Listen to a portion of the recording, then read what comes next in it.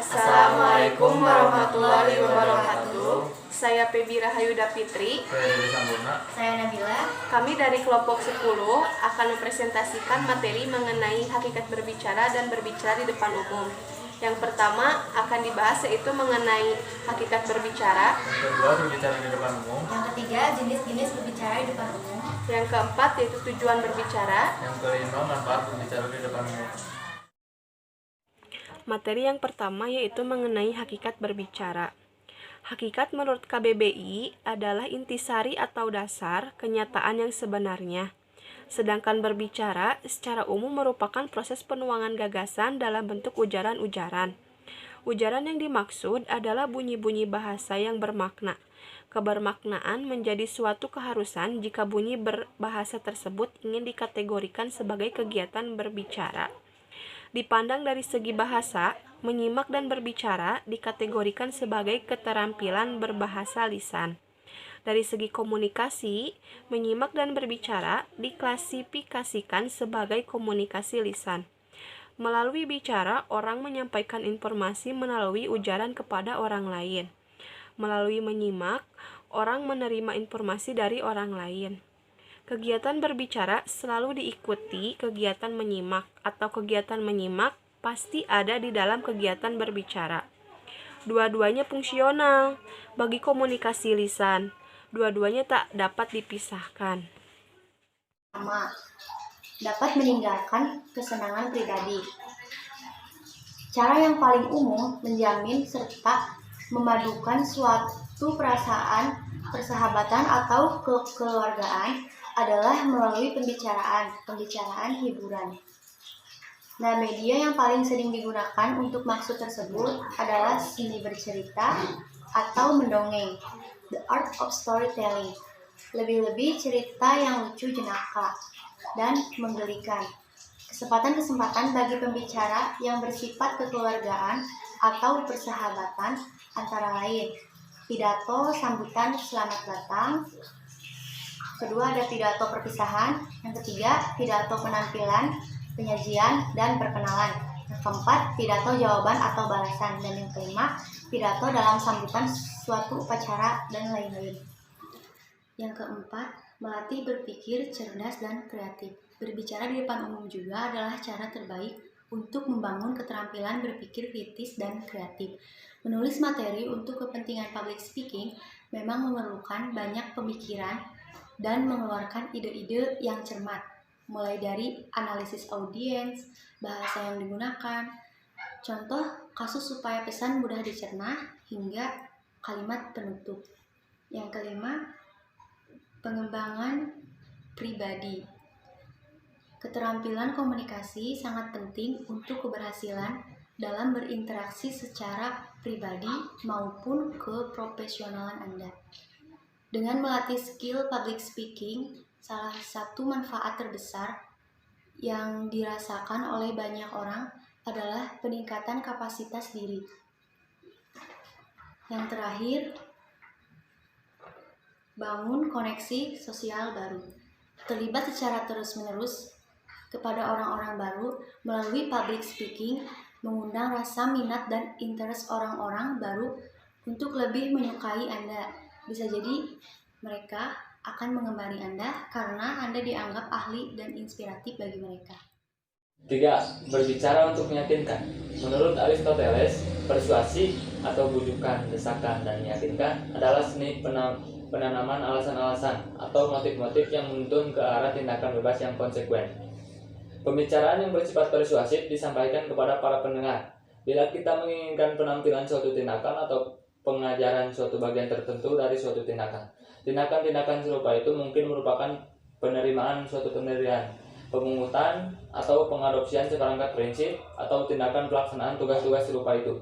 Tuntutan atau daya penarik dalam hal ini kebanyakan bersifat emosional. Daya penarik ini menampilkan motif-motif kepada kita untuk bertindak menurut. Apabila aksi tidak dapat diperoleh tanpa kepastian pendirian, maka argumentasi dari orang intelek dapat digunakan sebagai bahan pertimbangan. Berbicara dengan tujuan mempengaruhi pendengar. Berbicara dengan tujuan mempengaruhi pendengar termasuk dalam komunikasi persuasif. Dalam berbicara persuasif, pembicara berusaha mengungkapkan gagasan-gagasan yang dapat mempengaruhi sikap pembaca. Jamaluddin Malik dan Iriantara mengatakan bahwa persuasi merupakan upaya menyampaikan informasi lewat cara-cara tertentu yang membuat orang menghapus gambaran lama di benaknya dan menggantikan dengan gambaran baru sehingga berubahlah perilakunya. Ada tujuan akhir yang diharapkan oleh pembicara persuasif, yaitu mengubah perilaku pendengar yang berupa pembentukan, penguatan, dan perubahan tanggapan pendengar. Materi ketiga yaitu mengenai jenis-jenis berbicara di depan umum. Yang pertama ada presentasi. Pada umumnya, presentasi digunakan untuk menyampaikan pesan, ide, atau informasi kepada audiens. Presentasi merupakan secara kegiatan di mana seseorang pembicara berbicara secara langsung kepada pendengar, sehingga mereka dapat mengerti pesan yang disampaikan sesuai dengan pemahaman yang terbaik yang mereka miliki. Mempersiapkan presentasi dengan baik merupakan kunci keberhasilan presentasi. Berikut ada struktur presentasi terdiri dari 4 bagian, yaitu yang pertama ada opening. Opening adalah bagian pembuka dari presentasi Anda.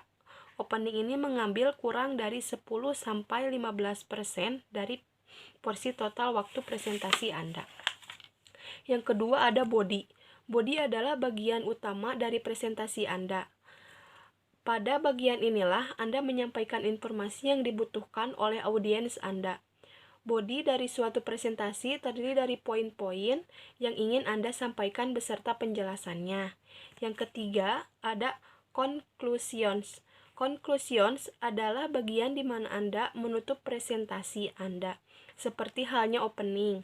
Bagian conclusion ini mempunyai durasi kurang dari 10-15% dari total waktu presentasi Anda.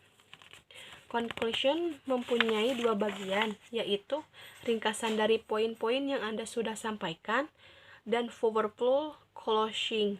Bagian ini berisi tentang kalimat penutup yang Anda gunakan untuk mengakhiri presentasi. Yang keempat ada transition. Transition adalah kalimat yang perlu Anda sampaikan ketika Anda melakukan perpindahan antara satu bagian presentasi ke bagian yang lain. Transition tersebut bisa menjadi antara opening ke body, antara poin ke satu ke poin yang lainnya di dalam body, atau antara body ke conclusion. Berikut ada langkah-langkah presentasi. Yang pertama, perkenalkan diri atau kelompok Anda saat membuka presentasi. Yang kedua, bacakan judul presentasi Anda. Yang ketiga, bukalah presentasi sembari berkonsentrasi pada pesan atau informasi yang akan disampaikan. Yang keempat, mulai presentasi secara perlahan. Berikan permulaan yang telah dipersiapkan dengan baik dan penuh percaya diri. Yang kelima, miliki alasan atau argumen yang tepat untuk setiap lembar presentasi yang disampaikan. Yang keenam, jangan pernah menghalangi pandangan audiens atau atur posisi badan agar tidak menghalangi audiens. Yang keempat, materi berikutnya yaitu penggunaan alat bantu. Presentasi juga perlu penggunaan alat bantu. Untuk mencapai kesuksesan dalam presentasi, diperlukan alat bantu seperti proyektor, laptop, dan layar. Berikut ini ada beberapa tips yang perlu diperhatikan dalam penggunaan alat bantu. Yang pertama, hindari pemakaian slim yang relatif rendah atau standar. Yang kedua, gunakan huruf, misalnya seperti Times New Roman atau Arial. Ketiga, jika memakai warna, hindari pemakaian warna yang berlebihan. Yang keempat, rancang PowerPoint terparansi secara wajar. Gunakan huruf, kualitas huruf yang baik dan jelas. Yang kelima, hindari pemakaian gambar presentasi yang ditulis tangan atau memiliki referensi rendah. Berikutnya, batasi lembar presentasi atau transparansi yang dipakai. Seminar merupakan bentuk tukar pikiran serta pembicaraan yang teratur dan terarah. Sejalan dengan itu, seminar dapat dimaknai sebagai suatu cara untuk memecahkan suatu masalah atau topik yang sedang hangat dibicarakan dalam suatu masa atau waktu. Unsur-unsur seminar formal. Yang pertama, manusia. Misalnya pemimpin, moderator, koordinator, peserta, pendengar, atau audiensi. Yang kedua, materi. Harus ada masalah atau topik pembicaraan. Yang ketiga, ada fasilitas, seperti ruangan kerja, kursi perangkat audiovisual, dan yang terpenting ialah menciptakan suasana seminar yang efektif. Langkah-langkah sebelum seminar. Yang pertama, tentukanlah sebuah tema seminar yang menarik, relevan dengan isu-isu terbaru, serta kebutuhan masyarakat sekarang. Yang kedua, susun materi presentasi secara jelas dan sederhana. Ketiga, prioritaskan penentuan topik presentasi dan alokasikan waktu persiapan secara tepat. Tujuan berbicara.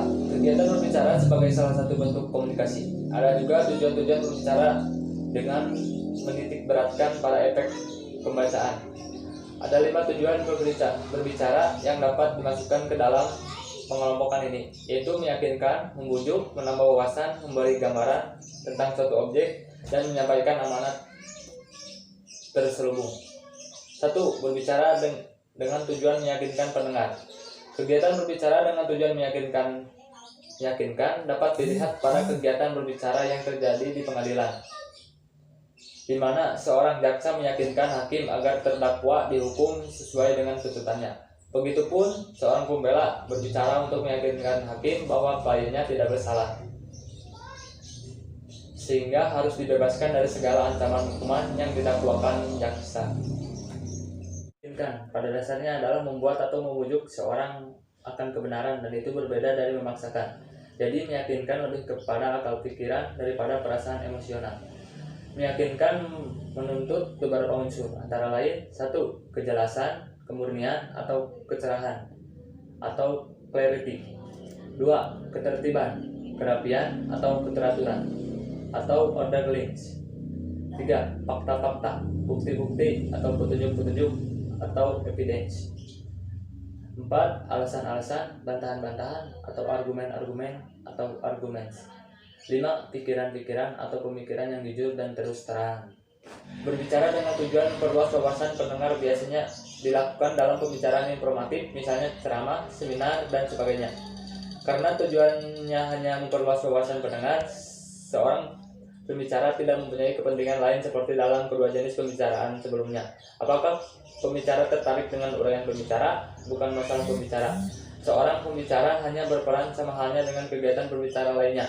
Kegiatan berbicara ini harus menghadirkan gagasan yang aktual agar mempunyai nilai kebaruan dan kemenarikan.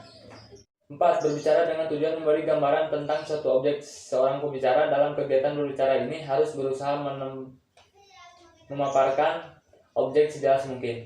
Idealnya, seorang pembicara harus menggambarkan sebuah objek dengan sejelas-jelasnya, sehingga pendengar secara emosi merasakan keterlibatan dalam pembicaranya. Jika yang dipaparkan itu benda, pendengar harus sampai merasakan bahwa benda itu ada di depannya. Komunikasi seperti ini sering digunakan oleh pihak kepolisian ketika seorang polisi mencari keterangan pelaku kejahatan dan seorang saksi. Berbicara dengan tujuan menyampaikan pesan tersirat. Kegiatan berbicara merupakan proses penyampaian pesan kepada pendengar. Pesan tersebut dapat disampaikan secara langsung dan dapat juga secara tersirat.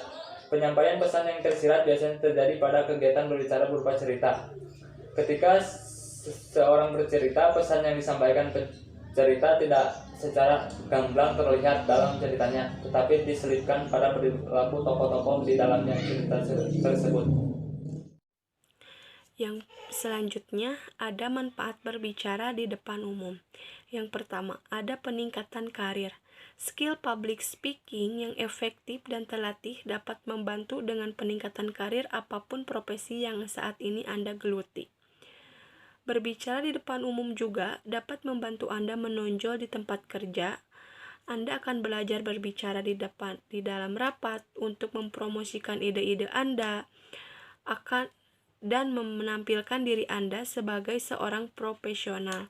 Keterampilan berbicara juga dapat membantu Anda unggul dalam wawancara kerja. Setelah berbicara di beberapa acara, orang-orang akan mengingat Anda, kemudian nancep dalam benak mereka. Mereka meyakini Anda lah pantas di bidang profesi Anda. Anda akan makin banyak mendapatkan klien dan bisnis baru dari orang-orang yang mengenal dan menyukai dari segi berbicara Anda. Dan selanjutnya ada yaitu meningkatkan kepercayaan diri. Public speaking terbukti dapat secara signifikan meningkatkan kepercayaan diri Anda. Tingkat kepercayaan diri Anda akan tumbuh seiring Anda berlatih dan berbicara kepada sekelompok kecil orang hingga khalayaknya luas. Ini akan menguntungkan Anda tidak hanya di atas panggung atau di depan orang banyak, dan juga sangat efektif saat Anda diskusi, ngobrol dengan klien secara profesional, dan di saat rapat. Selanjutnya ada terlatih berpikir cerdas dan kreatif. Berbicara di depan umum adalah cara terbaik untuk membangun keterampilan berpikir kritis dan kreatif. Selanjutnya, pengembangan pribadi. Keterampilan komunikasi sangat penting untuk keberhasilan dalam berinteraksi secara pribadi maupun keprofesionalan Anda. Dengan melatih skill public speaking, salah satu manfaat terbesar yang dirasakan oleh banyak orang adalah peningkatan kapasitas diri. Pembicaraan di depan umum adalah suatu proses komunikasi pesan yang berkesinambungan, di mana pesan dan lambang bersirkulasi ulang secara terus-menerus antara pembicara dan para pendengar. Pembicaraan di depan umum juga merupakan salah satu teknik atau seni berbicara yang harus dimiliki oleh pembicara untuk mampu menarik perhatian audiens. Nah, untuk menarik perhatian audiens ini, terdapat beberapa hal yang harus dipersiapkan oleh pembicara selain materi persiapan. Yang pertama, mempersiapkan mental dengan baik, yakni dengan memahami kondisi ruangan dan psikologis audiensnya. Yang kedua, berlatih dengan baik dan teratur di depan cermin, dengan maksud agar pembicara mampu melihat mimik dan ekspresi mukanya. Yang ketiga, menyesuaikan penampilan fisik sebelum tampil di atas panggung. Nah, sebaiknya menggunakan pakaian yang merasa nyaman dan percaya diri. Hindari penampilan yang berlebihan, karena bisa membuat audiens lebih memperhatikan penampilan itu dibanding isi presentasinya. Yang keempat, berupaya untuk menjadi diri sendiri. Yang kelima, menyelipkan humor-humor atau cerita lucu di antara pembicaraan yang disampaikan, sehingga pendengar tidak merasa bosan. Nah, persiapan yang baik akan membantu pembicara mengantisipasi gangguan yang akan muncul ketika seseorang berbicara di depan umum. Pembagian berbicara di depan umum. Yang pertama, berbicara untuk melaporkan. Merupakan bicara yang bertujuan untuk menyampaikan suatu informasi dengan tujuan menafsirkan suatu persetujuan atau menguraikan suatu tulisan. Hal tersebut merupakan situasi-situasi informatif dengan tujuan memberi makna atau hal agar lebih jelas. Semua hal tersebut disebut situasi-situasi informatif, misalnya kuliah, ceramah, pengumuman, laporan, pidato, dan lain-lain. 2. Berbicara secara kekeluargaan, fellowship speaking.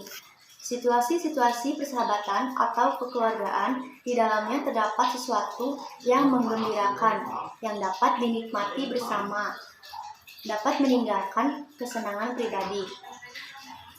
Cara yang paling umum menjamin serta memadukan suatu perasaan persahabatan.